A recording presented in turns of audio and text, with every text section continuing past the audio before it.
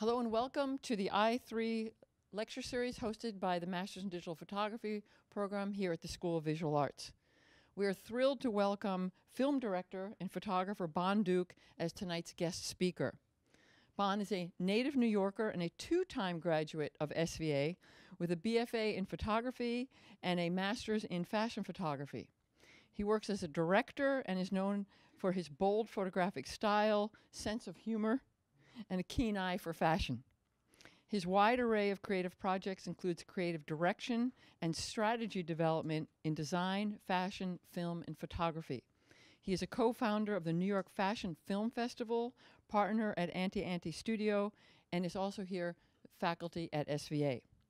Bon has shot campaigns and directed films for Adidas, Prabal, Goering, Zac Posen, Chloe, 3.1 Philip Lim, All Saints, Saks, this is a long list, Capezio, Jordan, and Public School. His editorial clients include W Magazine, Paper Magazine, and the New York Times Magazine.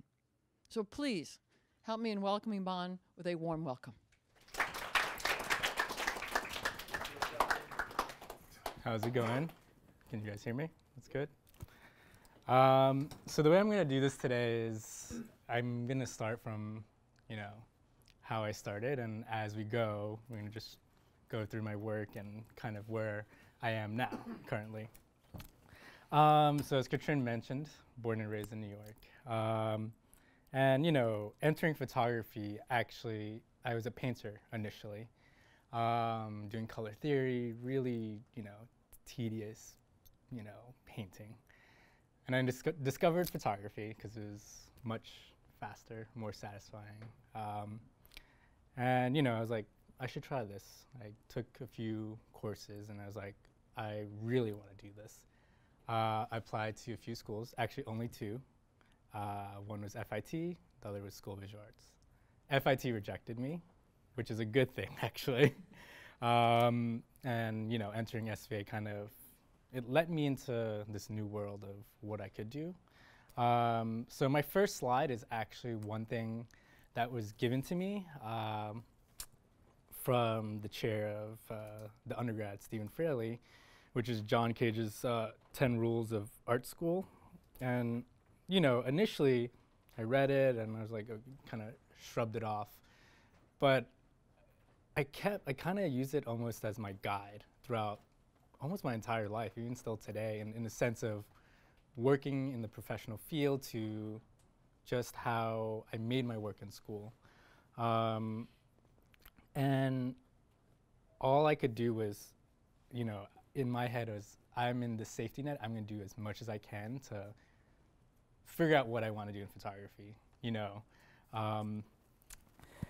And in school, no one told me I could do one internship. I was just like, I'm gonna do 5 internships, photo editing, magazine, like whatever it was, I wanted to know the ins and outs of photography, just to put my hands in everything, see what I loved and what I didn't love. And through that, I failed a lot. That's the one thing I'm gonna say over and over is making mistakes and failing over and over. I was so scared of it. But in the end, if you do fail, you're gonna learn how to take the next step to make it better or actually make it successful.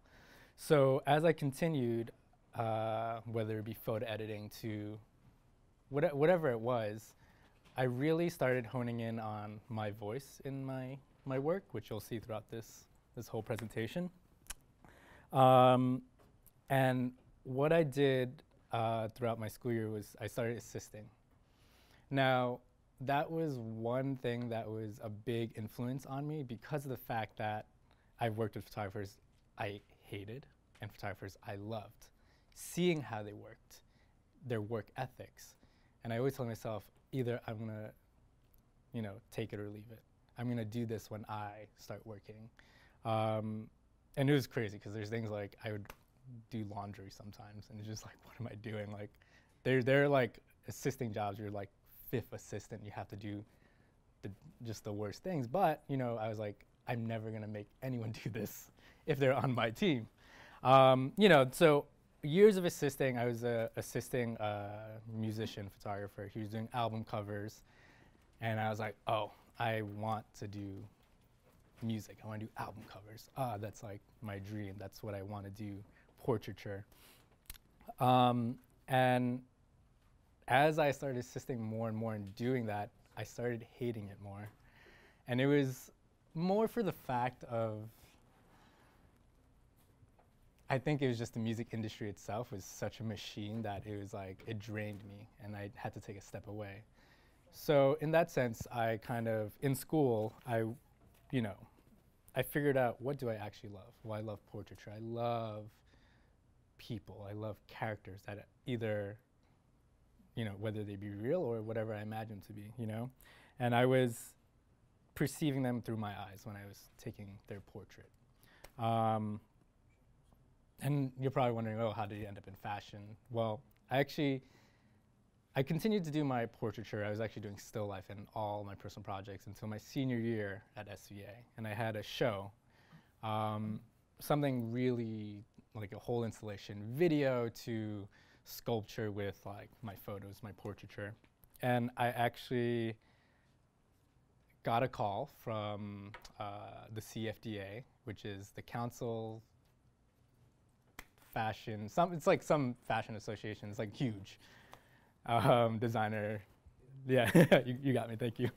And they were like, we want you to shoot for Perenza Schuler, which is a very high-end fashion line. And my response was, do you have money? Because I graduated when the crash happened. And even at my commencement speech, the speaker, whoever it was just like, hey, good luck. So at that point, I was just like, oh, well, I need to make money. I need to like really, survive. So at that point, I said, yes, I'll do it. And this is where fashion was really introduced to me. I did this job. I saw how fun it was. It became my vehicle in a sense of for my voice. I could use fashion to really tell what I wanted to tell. And on top of that, get paid. I was just like, well, this is great. And that's how I kind of kept going. Things started coming in with work, fashion related. And I didn't, at that time, I was still approaching it still with my portraiture kind of perspective, seeing the clothes as almost secondary, And at that time, doing music went out the window. I was just like, forget this. Music labels don't have money, whatever. It's not as enjoyable because music labels make it hard, You do meet great characters, but I took a step away from it. So entering fashion, it forced me to kind of go into an audience that was very different from what I was used to, whether it be, I was assisting photographers doing celebrity portraiture to music.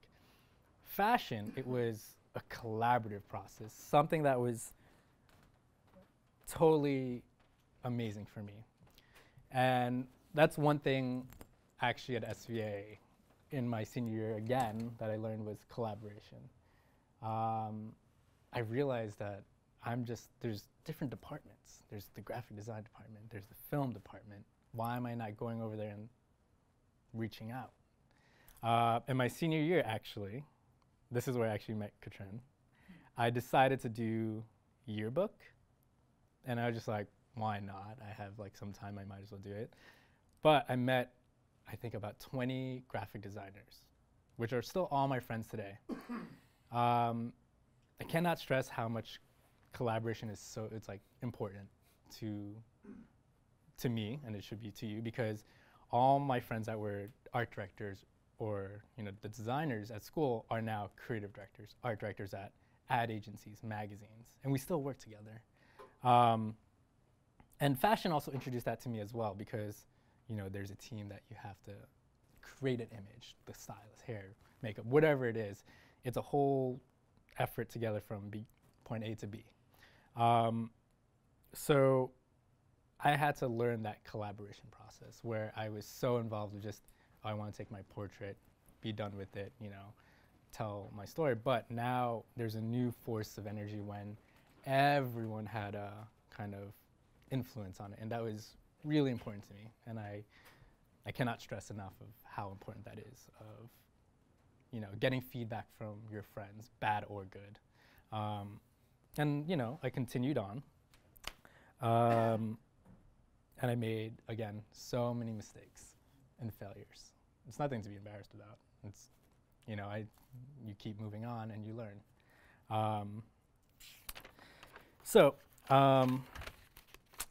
You know, as we continued with, you know, when I say we, I always reference my team or whoever I've collaborated with, because it's just not me, you know.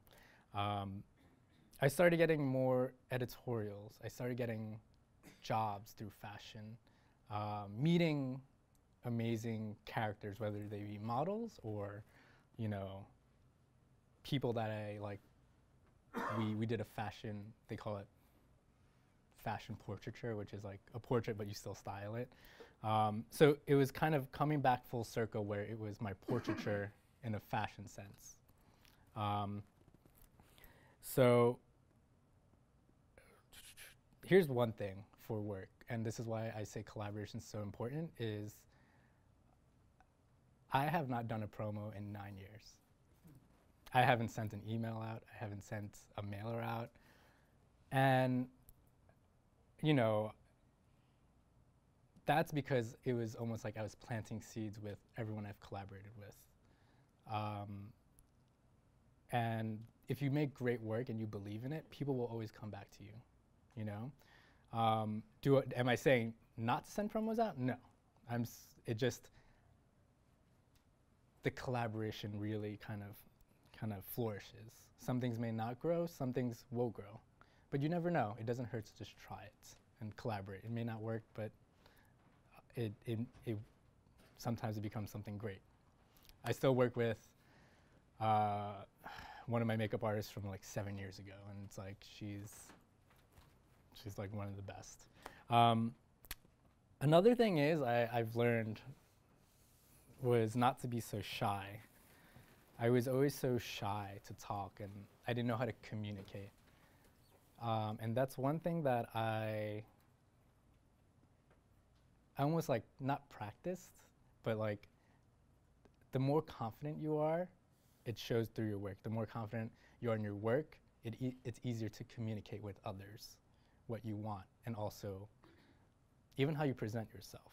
And that's something today I still kind of struggle with, but like it's when you're really confident, it helps you communicate and almost know your value. This leads me to value, because again, as a photographer, it could be very hard to be like, well, what's my value? How do I make money?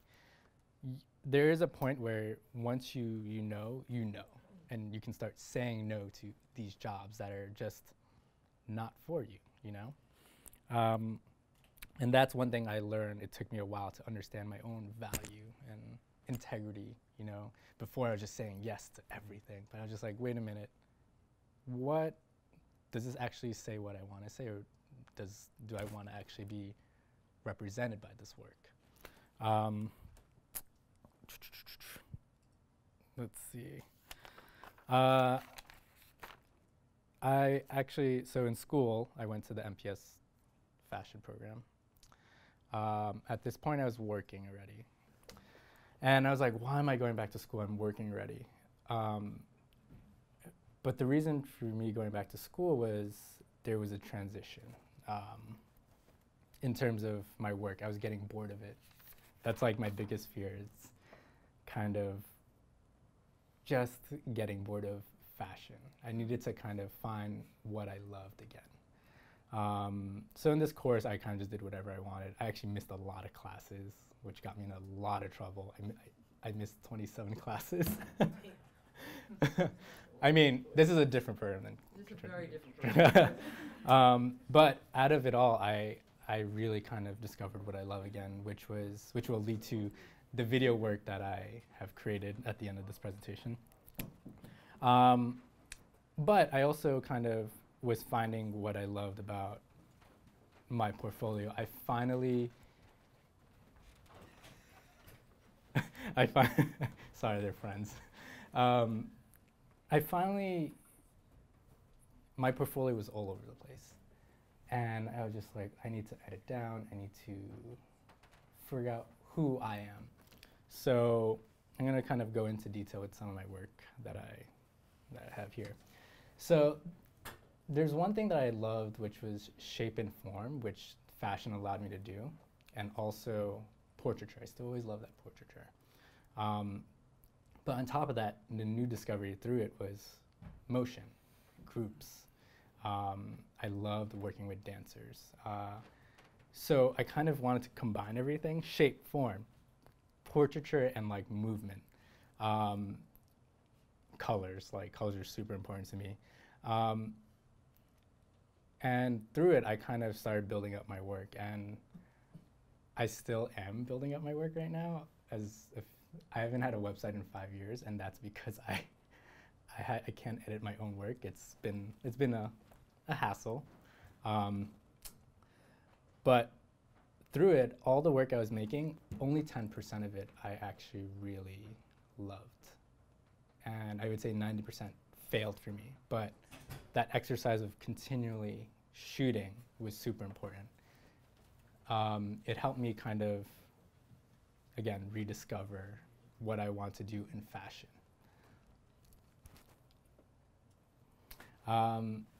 Also, a lot of the struggle was transitioning from film to digital, as a lot of, at that time, you know, digital was becoming huge, and I didn't know how to do digital correctly, in a sense. I'm talking about like the SLR. From shooting from medium format to SLR, it was kind of hard, but this was a time where I was also trying to figure that out, and it was a struggle. Because it was almost two different languages for me. So throughout my work, it's predominantly digital now. And that's one thing that I think I'm really happy about, is actually learning to print in the color darkroom, understanding basic color theory, you know.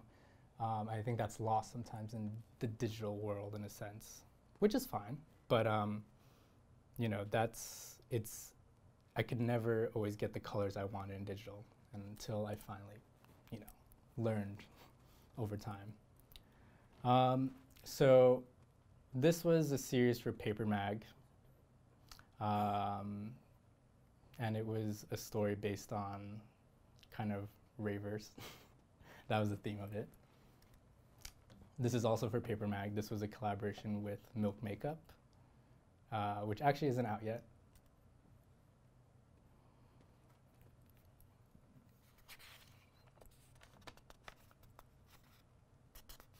This is also for paper, for NARS. This was kind of,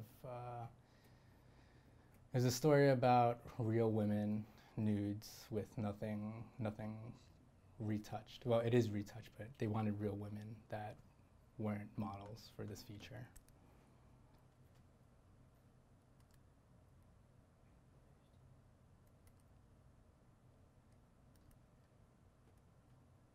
So whenever I shoot portraiture, it's always super important for me to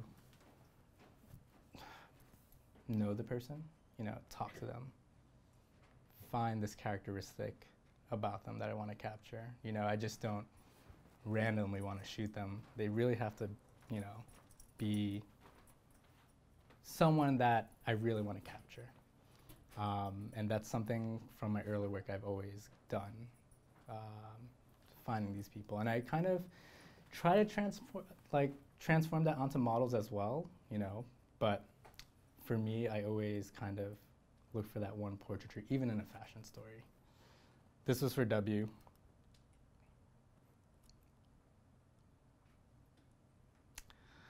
This is unfortunately a lie. This came out last week.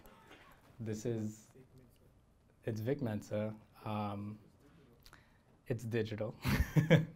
And I found one of my old contact sheets and chopped it in. But it's funny how film is almost kind of very trendy right now. you know, when it actually it's kind of always been great. As I go through this, I want to talk about a new thing that happened to me, which was the invention of the digital SLR and video. This was important to me because of the fact that it added another dimension. It added another way of telling a story. I could actually afford to do this video through this digital SLR. It was approachable. Everyone could do it. And at that time, I was just like, whoa, I need to learn how to do some video here if I have it in my hands. High quality video too. And from that point, I realized it was another way for me to kind of tell a story. Which we'll get to, my first film that I ever did, which no one has ever seen, I don't think, which is gonna be interesting.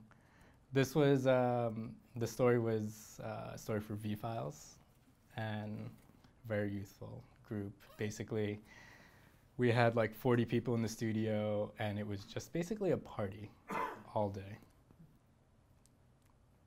There's something about groups that I love, almost like a tribe or a gang that I kind of characterize onto my stories.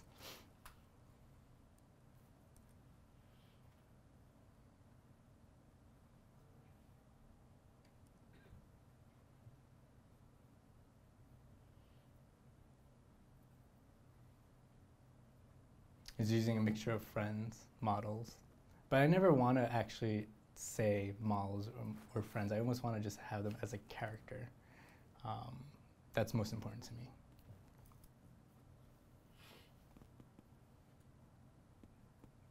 This was for the New York Times. This was a story that came out last month, and it was a story on septum rings. Very subtle, but you'll see them. So we found about 6 people, real people, that had septums, and we kind of did a whole story on that.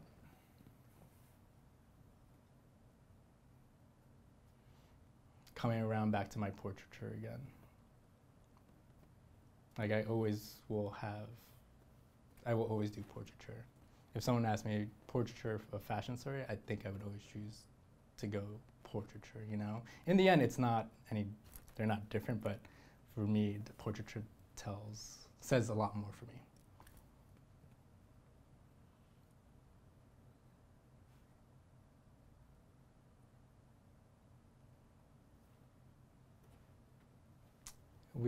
I have a few portraiture commissions coming up. This was Kendall Jenner.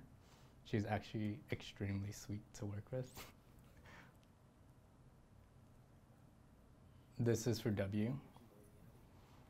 Lil Yachty. He's a very young rap artist that's like really blowing up right now. And this is where it's gonna bring me into my next phase, which is about social media.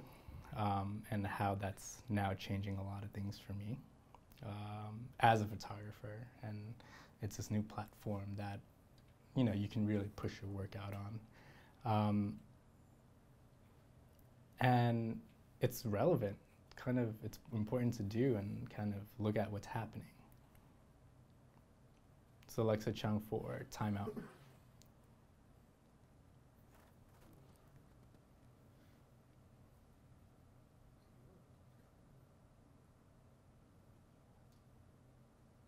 Sorry if I'm going too fast. I'm trying to get to the video, which is what I'm doing currently. This was an ad for Aritzia, which we did stills and video. There's one thing that is super, super important now is actually being able to do stills and video at the same time. Now, the challenge here is budget. Time, you know, that's one thing that everyone's facing with right now. The client or whoever it is wants a video and photos in the same day. It's like, how, you know? It's hard, but it's always doable, you know? I think there is it's what people want, what clients want. It's another asset that, you know, everyone will want for social media, for online or print. You know, they all kind of relate. And that's one thing that I have been constantly struggling with, where a client wants video and stills. So we'll see the video after I get to it. So this was, the concept was we had New York City ballet dancers come in, a lot of shape and form, kind of showing the textures and kind of this new collection that they made, which is activewear, hence using the New York City ballet dancers. This is for W.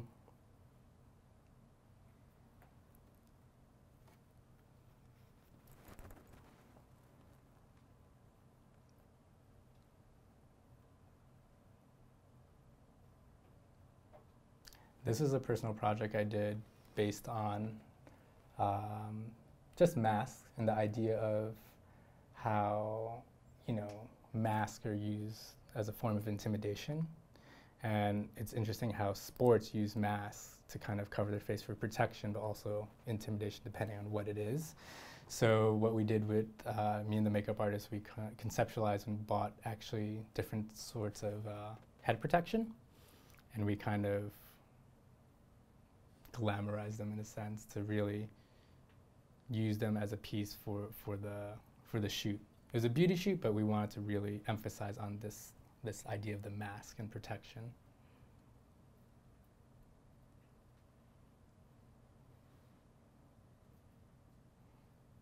Some beauty work.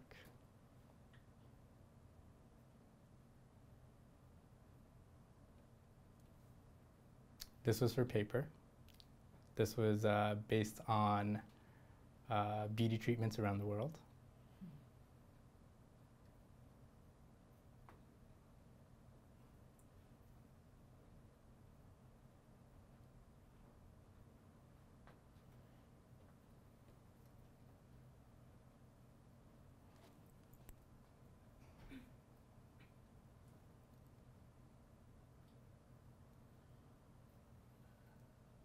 This was for New York Times. Like, if you notice, I love, again, back to dancers. I will always work with dancers because they understand their bodies so well.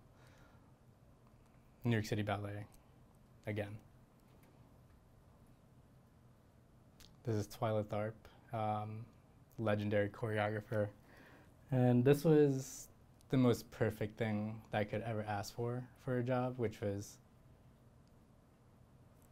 one of my favorite choreographers in her company, in her element, taking a portrait with movement of her company around her. I think when I look at this image, this represents me very well, you know? And to be able to work with her, it was phenomenal. This was for All Saints. This was a musician's portrait series that we did in New York, local New York City musicians. All right, we're getting to the video. Okay, so get the DSLR, and I'm like, I need to make some video. This video is my first video I ever did, but it means a lot because it triggered something in my head, and I was like, I need to keep trying and working on this. I need to actually get an internship again and learn about video production, because I'm the type of person that wants to know and like really get my hands on into things. So this is a still life video I did.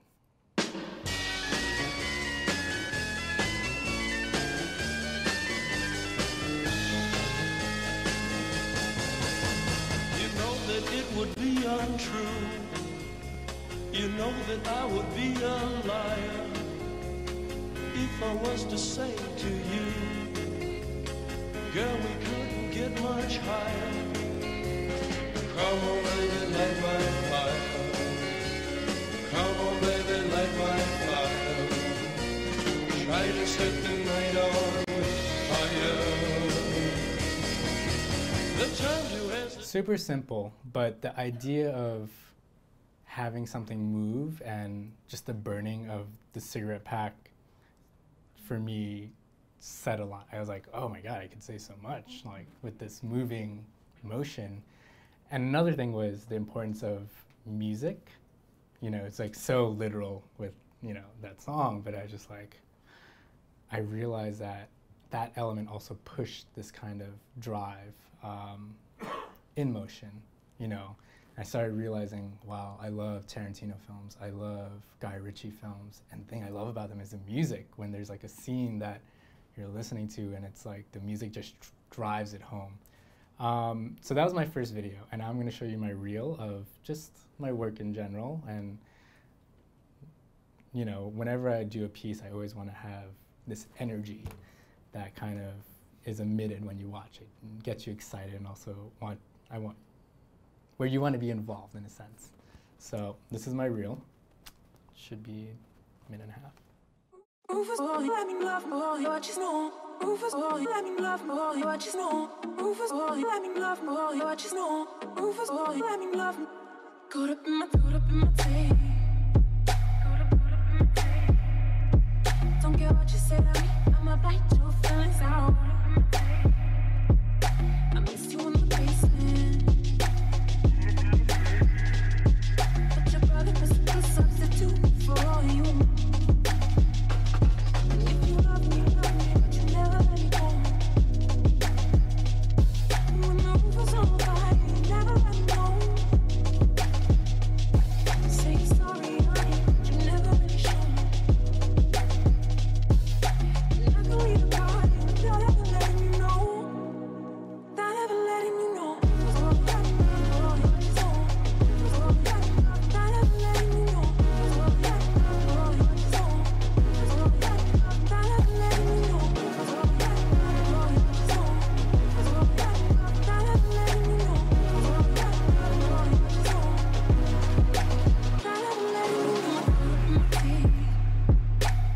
Okay, so that's some of my work that I've done recently. It's sort of outdated, there's more that I need to add. But from that first video, I instantly was like, I need to do this. I need to jump into this. I started researching. I was looking at websites like Show Studio, and I was like, whoa, fashion film? Like, this is amazing. It blew my mind. The problem was I went to photo school and I was like, well, shit, I need to learn basically everything. And the minute I graduated, it was such a gamble. I was like working random jobs, assisting still, but I took on an internship. I paid nothing. It was a film production company that did fashion films. It was the best choice I ever made. Production in film for me it's totally different from photo. But the creative process in it is so beautiful. And then, again, collaboration. The collaboration on films is 1,000 times more important than photo because every piece matters.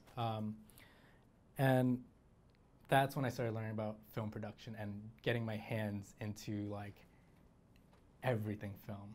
And I finally then wrote one of my first films. This is a written film that I did, which was based off of Teddy Boys. And I was just like, I have this SLR, I'm gonna try to get a team together.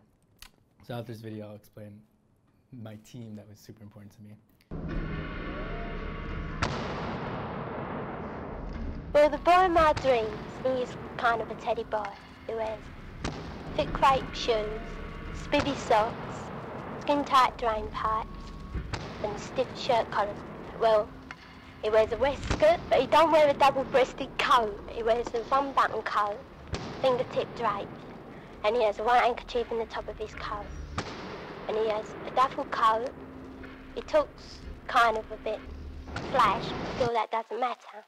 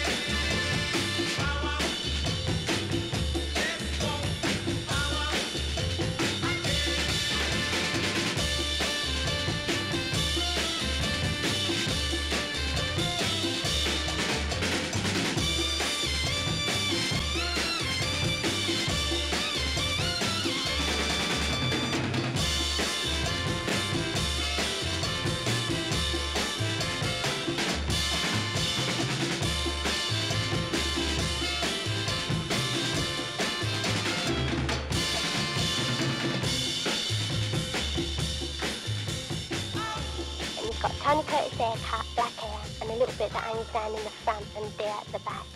Another night he wears a cheese cap and he looks marvellous. Well, he's the boy of my dreams, and if only I could marry him, well, I'd be the happiest girl in the world. So I realized how much more I could tell in the story when I wrote it, and I just kept going and going and going.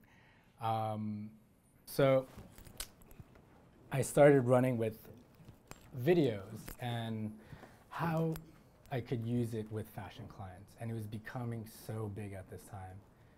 And it was actually a door for me to kind of really break in where these top fashion photographers were taking, they had the market in stills. But with film, I kind of was like, well, here's my chance to kind of really carve my own path. The film you're watching right now is a ballet piece that I did for Nowness, and it's with collaboration with Chloe. And from that point on, I got so much work from this. People were reaching out for fashion films. The problem at the time was they didn't understand the budgets that were required for fashion films. And I just kept going with it. And you know, dancers, they were easy to work with. They really show the clothes in such a beautiful way with emotion. And from that point on, I kept working with dancers. I always still, you'll see as my work, as we go through it, you'll see I always go back to dancers. Anyway, it's the struggle between shooting stills and video, which is still a problem today. But things are changing, and budgets are actually properly going for video. I cannot stress enough how important video is to just do as a photographer. It's such an important asset. It's almost expected, you know, with our devices so easily used for recording. People want it, clients want it. It's unavoidable to kind of, you know, it doesn't hurt to try or even like have small assets that are motion. Which leads me to social media. I shrugged off Instagram. I was like, I don't need this. I don't care about it. It doesn't matter to me. Who cares about followers? Who cares about whatever it is? This is where I was like coming to, I was 26, and I was just like, oh, I feel like I'm complaining about this new technological social wave of things. Am I getting older? And I was, but the thing is, you have to really, not adapt, but you have to kind of evolve with it a little bit. Don't lose yourself in it, but still evolve with it. And Instagram at this time, I was just doing like stupid posts and social whatever it was, and I wasn't curating it.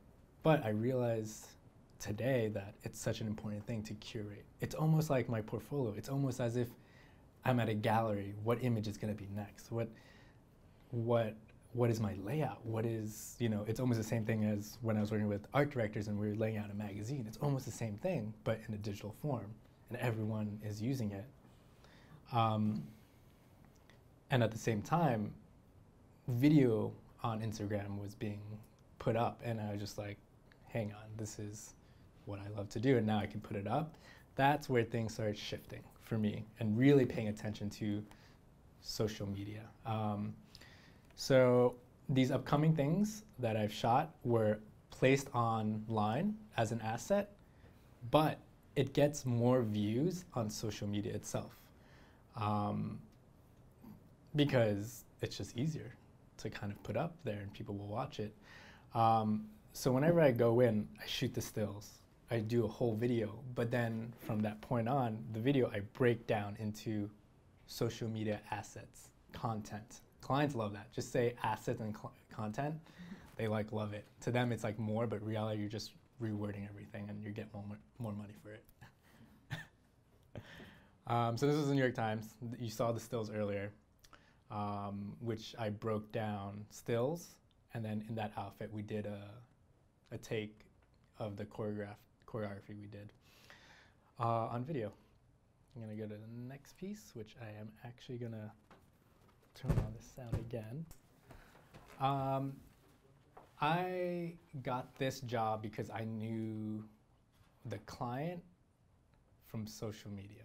Like, we followed each other. We followed each other's work, which is crazy because I'm just like, wait a minute. I didn't send my portfolio. I didn't send anything to you. We're just friends on Instagram, and we like each other's work, and I got this job for it. So this was for public school and Oliver Peoples.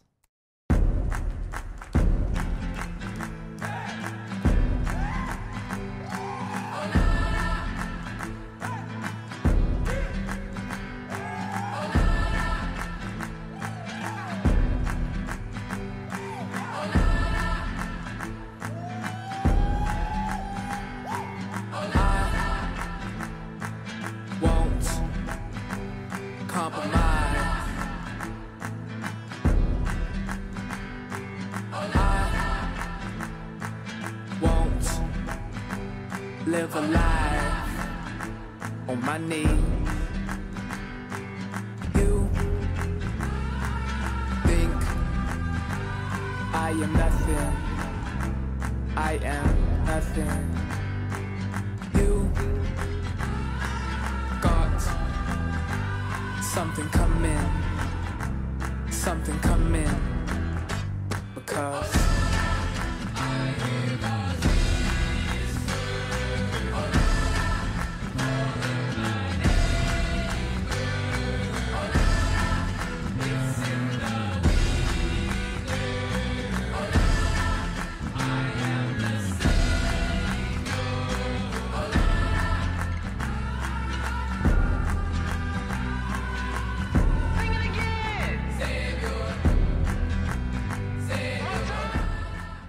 so from that point on, I actually still worked with them.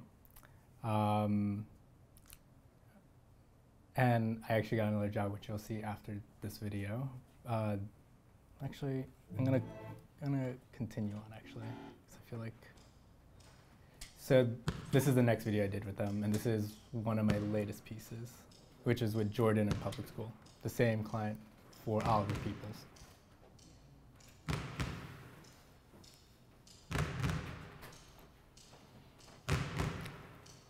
And this is inspired by that Nike commercial with dribbling from the 90s, if you guys remember.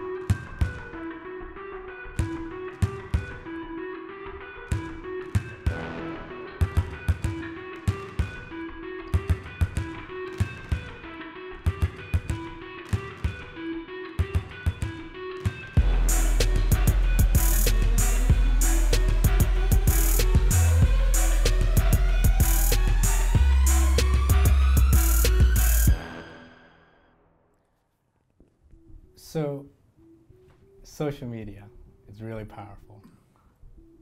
Secondly, another thing is I'm gonna go back to collaboration. I said that over and over. Like, I have one of the best producers in-house. She's here.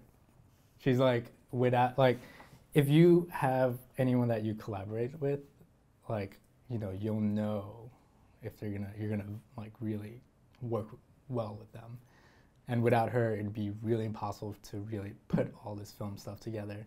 And also my cinematographer. A cinematographer is super important if you do video, because you want to be able to kind of direct, and your cinematographer is your right-hand person to kind of really, you know, project what you want to show. Without them, it'd be impossible to do any of this. I'm gonna skip because I feel like it's like, yeah. This is for Capizio, full circle again with dance. This is with Maddie Ziegler. This came out 2 months ago.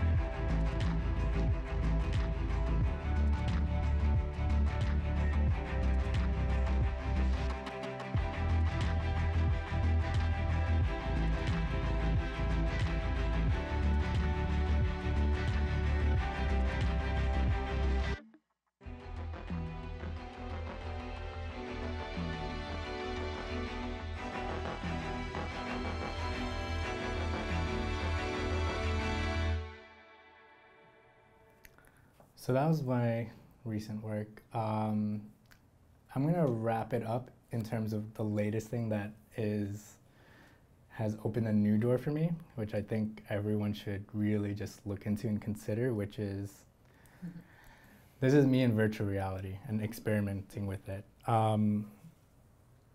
It's another layer. It's like a fifth dimension now. It's like sixth dimension. It's like insane. It's now changing how I tell a story. Social media, virtual reality, it's a new platform, a new place where your work can live, my work, whatever it is. And really, you know, it's become so big these past 2 months that it's gonna shift how I tell a story. That being said, you know, one thing I heard at a conference by, anyway, the idea was, you know, medium is a message by Marshall McLuhan. Right now, it's user is a message for me, and he said that, and it made so much sense because it is based on these users or people sharing work with each other or making work, collaborating, whatever it is, and that's something to be said with this digital age of social media and virtual reality. So hopefully you'll see some of my work in virtual reality. I don't know, it might suck, but it's something to pay attention to and just to play around with if you can. Yeah.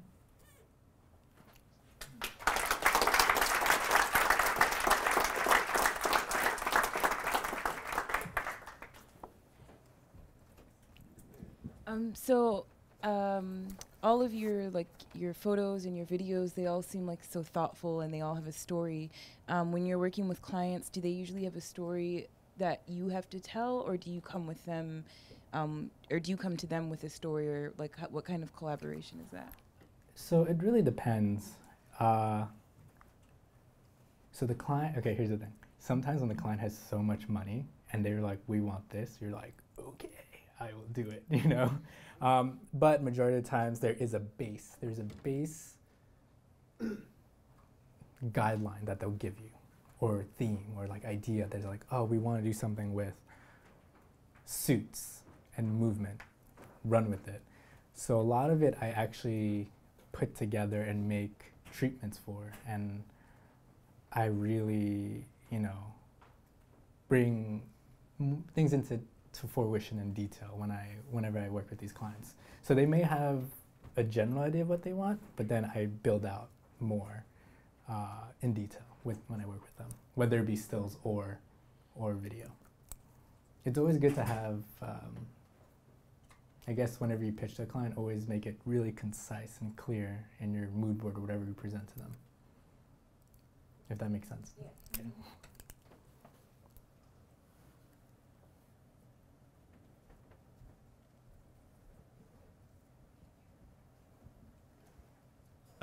So you said with your still photography and your still work, portraiture was the biggest thing even with fashion. Do you find that still when you do video, or has it moved closer to movement when you've moved to video, or is there something more important than those two? That's a good question. I think when I think of my portraiture translating into video, it's almost me writing up a character. You know, that's my portrait of them, you know? Movement helps. It's like movement is like more of the visual energy that I want to push, that this character that I wrote is kind of, you know, having. You know, the movement's more of like, it's a feeling, where the character is the portrait of them that I write it for them, if that makes sense.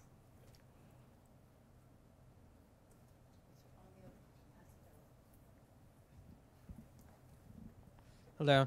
Hey. When you're contracted to do a video project, do you do the post-production work yourself, or do you contract that out to a post house, or what's the process like with a video-based project? It depends. I'm usually like, again, like I love knowing everything. I even like taught myself how to do video editing, and I can do it to a certain extent. And if I do it in-house, I do keep that money. Why not? But if it's a really big job, I will source it out. And a video editor, you just don't want to give it to any video editor. You want to like really find the person that understands your story, you know, that you sit down with them and you explain, even before you shoot, you explain your treatment, your story to them. So they're in that mindset. It's almost like finding a good retoucher that understands how you want it to be retouched, you know? So if you ever do source it out, find someone that kind of can help you polish it off in a way that you want. Because some editors, they see things differently, you know? Mm-hmm. So.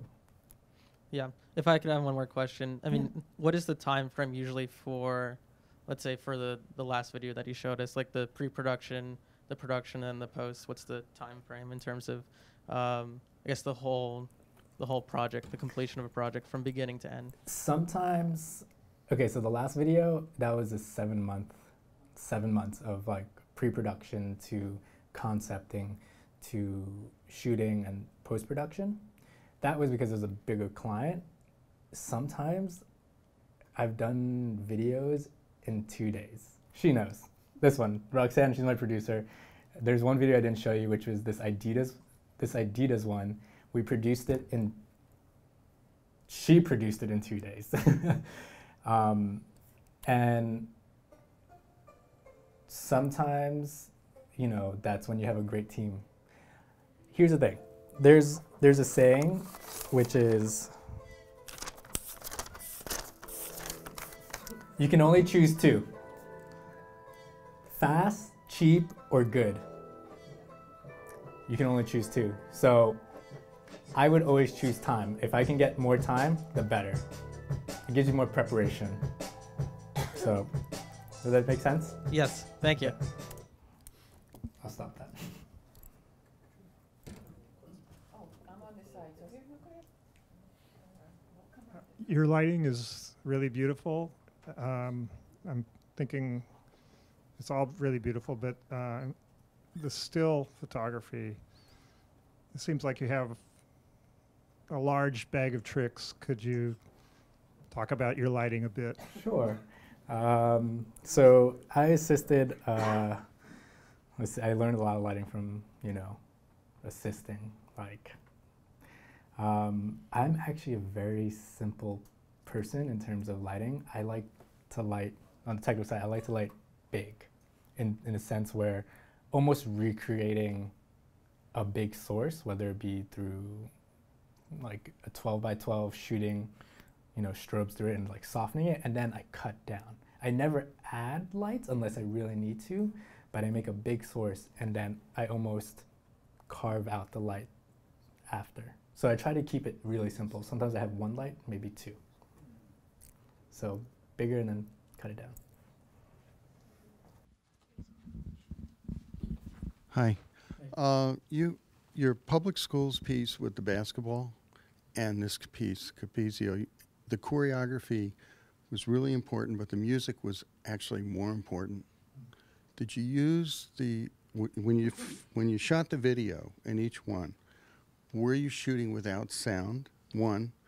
And two, did you use the music, the soundtrack that's in the piece to help you direct the choreography? So, Repeat the question, I already heard it. you want to repeat? Can you repeat the question? So he was asking about during the choreography.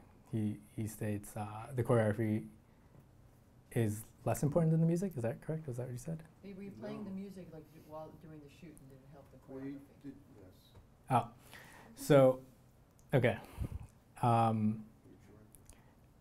We actually, I always try to come in with the music beforehand, no matter what. It sets a tone. It's movement. You can really feel it when you have the music already made. A lot of this music is composed. So what I do is I actually try to find similar tracks that I would really want composed to really kind of emit this energy when the people perform. So on set, the music is very important, very, very important, because it kind of is the driving force. I can't, on this Capizio job, we didn't play anything classical at all. We played something very similar and very heavy to really get the girls to really feel it, And it also helps with the edit too, because the edit almost dictates the flow of the piece. So. Looking at your progression from still through video now in the 3D world, where do you think you're going to find yourself? Are you going to go further into dramatic directing? Are you going to stay in the world of virtual reality and 3D? Or are you going to do a mixture? I think I'm going to do a mixture, but I'm actually now considering writing my first feature film. I really want to try. I think this is a labor of love when I write it. It might take time to finish it, but this is all great and all, but like I think I want to try feature films. That's my next step. Virtual reality is like an experiment, It's like just a tool of like storytelling. So. Yeah. Well, on that note, I hope when you have the world premiere, you'll have it here at SVA, at the theater. I want to thank you. This has been fascinating. Thank you. And appreciate it a great deal. Thank you.